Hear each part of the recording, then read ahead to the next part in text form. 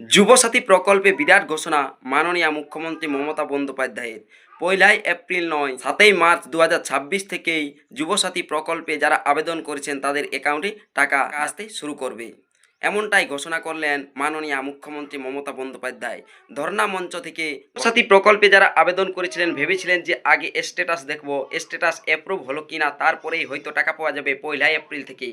কিন্তু উল্টোটাই ঘটে গেল কি না, স্ট্যাটাস দেখার আগেই দেখছেন যে আপনাদের অ্যাকাউন্টে টাকা চলে আসতে পারে, কারণ আজ থেকেই টাকা অ্যাকাউন্টে চলে আসবে, এমনটাই ঘোষণা করলেন মাননীয় মুখ্যমন্ত্রী মমতা বন্দ্যোপাধ্যায় ধর্ণা মঞ্চ থেকে আন্তর্জাতিক নারী দিবস উপলক্ষে। কিছুদিন পরেই দেখা যাচ্ছে যে নির্বাচন কমিশন ঘোষণা করবেন ভোট, নির্বাচন বিধি লাগু হলে হয়তো টাকা ছাড়া যাবে না, সে কথা মনে রেখেই হয়তো মাননীয় মুখ্যমন্ত্রী মমতা বন্দ্যোপাধ্যায় আজ মাস থেকেই যুবসাথী প্রকল্পে যারা আবেদন করেছেন তাদের অ্যাকাউন্টে টাকা আসবে এ নিয়ে ঘোষণা করলেন ধর্ণা মঞ্চ থেকেই।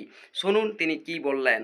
যুবসাথী 21 থেকে 40 যারা শুধু পড়াশোনা করেন, স্কলারশিপটাকে আমরা বাদ দিয়েছি, কারণ ওটা তার পড়ার জন্য লাগে, সেটাকে আমরা ধরছি না।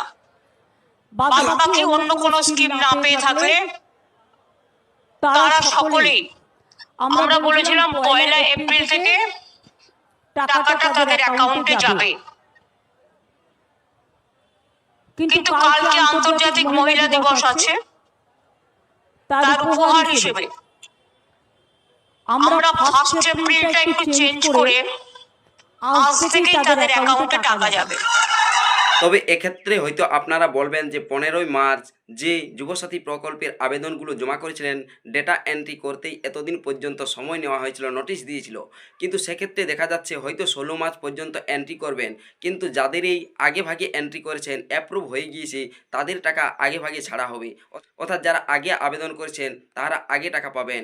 যখনই টাকা পাওয়া শুরু হবে বা মেসেজ আসবে তখনই আমি অবশ্য আপনাদেরকে ভিডিও করে জানিয়ে দেবো।